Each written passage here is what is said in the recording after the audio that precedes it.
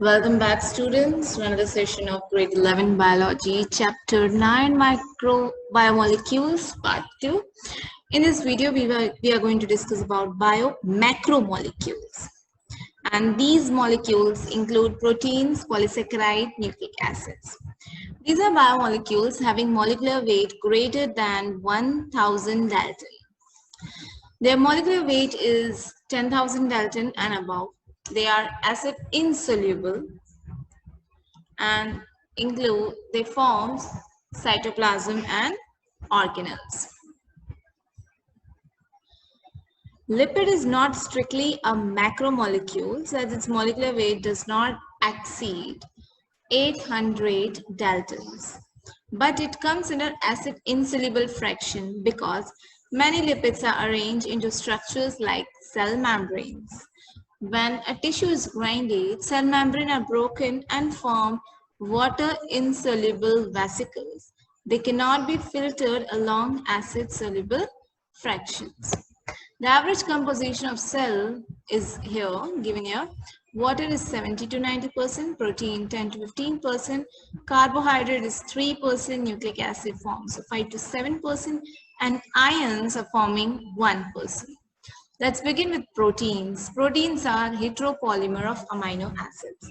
They are polypeptides. These are the chain of amino acid. That is, linear chain of amino acid linked by a peptide bond. Here you can see in the diagram that they are forming a peptide bond among the amino acids. Peptide bond is formed when COH group of one amino acid reacts with ammonia group of next amino acid by releasing a molecule of water, and that phenomenon is dehydration. The functions of proteins, they are required for growth and tissue repair, transport nutrients across the cell membrane as we have discussed in chapter 8, the carrier proteins, act as intercellular ground substance like collagen. They act as an antibodies to fight infectious organisms, act as in receptors, examples receptors of smell, taste, hormones. Some are hormones like insulin, some are enzymes like trypsin, and few of them are pigmented like hemoglobin, etc. Most abundant protein in animal world is collagen, and in entire biosphere, the most abundant protein is rubisco, which is ribulose biphosphate carboxylase oxygenase enzyme. Structural levels of proteins. There are 4 levels: primary, secondary, tertiary, and quaternary. Primary structure describes the sequence of amino acids. This is just a simple sequence of amino acid, that is positional information in a protein. Left hand is the first amino acid and the right hand is the last amino acid with C terminal. Then comes the secondary structure. Here, one or more polypeptide chains are folded in the form of a helix. It has only right-handed helicals. Examples are keratin, fibroin, that is silk fiber. Here you can see the internal structure of proteins. The keratin protein that is present in the hair strand, which is just of one fold with the right side. And second one is the silk protein. Then comes the third structure, primary structure. Third protein structure. Here, helical polypeptide chain is further folded like a hollow woolen ball. It gives 3D view. Tertiary structure is necessary for many biological activities of protein. Examples are myoglobin enzymes. So tertiary structure will provide them the active site for its action. And then comes the quaternary structure.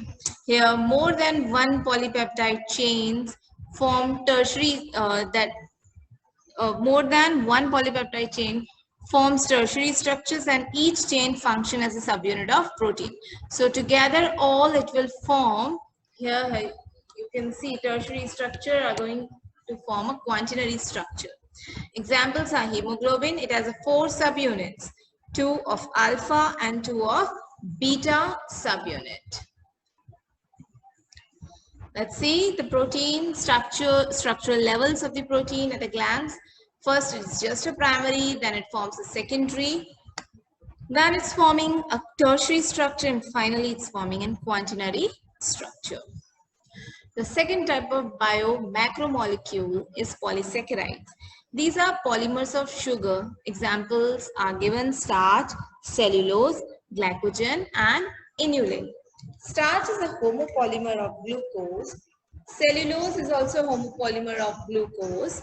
Glycogen is a homopolymer of glucose. And finally, inulin is a homopolymer of fructose.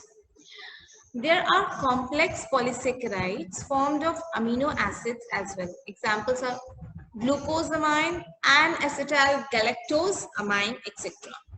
Chitin is a homopolymer of N-acetyl glucosamine, and it is seen in the cell wall of fungus as well as in exoskeleton of arthropoda. So complex polysaccharides are formed by the mixture of amino acids as well as polysaccharides. The glycosidic bond in polysaccharides. It is bond formed when individual monosaccharides are linked between two carbon atoms. Here you can go, here we can see atoms by dehydration. Here are the diagrammatic representation of a portion of glycogen. You can see how the glycosidic bond is forming here, and it's forming a structure like this. Starch forms helical secondary structure. You can see the difference in starch. Though they are made up of glucose, they are homopolymers of glucose, but structurally they are different. Starch is forming a helical secondary structure. It can hold iodine molecules in their helical portion, and that's why it's able to give blue color. Whereas cellulose has no complex helix and therefore cannot hold iodine into it and will not give any reaction.